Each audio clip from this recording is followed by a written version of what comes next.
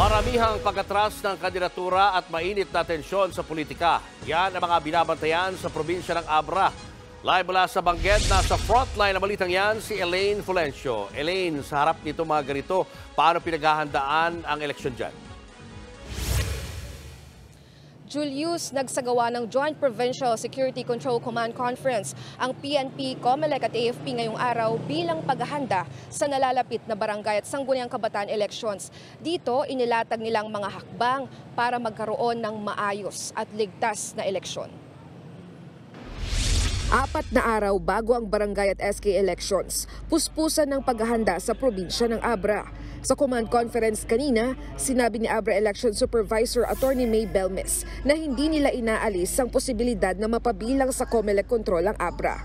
There is a possibility to declare Abra under COMELEC control, but based on the assessment of the PGSCC, yung pinakamataas lang namin na category is under orange category. 8 barangay sa bayan ng Bukay ang naka-orange category o yung may mga armadong grupo. Sa datos ng COMELEC, kabuuan 48 barangay sa Abra ang nasa orange at yellow category. Kapag yellow category, yan yung may history ng political violence. Ayon sa PNP, aabot sa 300 ang karagdagang pwersa ng pulis na magbabantay sa Abra. 100 sa mga yan ay darating bukas galing Camp Dangwa. So from that 100, we will be training 50 for the electoral board para sa reserve natin in case na walang mag-report na teacher during the election day.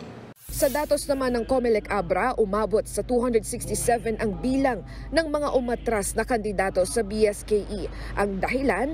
In that statement of withdrawal, may nilalagay sila doon what would be the reason of your withdrawal, and then sinasabi it's personal reason. But yun nga, meron tayong mga reports that there are those who were forced to file their statement of withdrawal.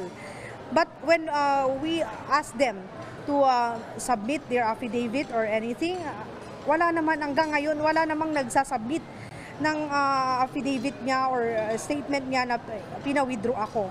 Habang nasa 30 guro naman ang nag-back out at hindi na magsisilbi sa eleksyon dahil sa tindi ng gitgitan sa politika.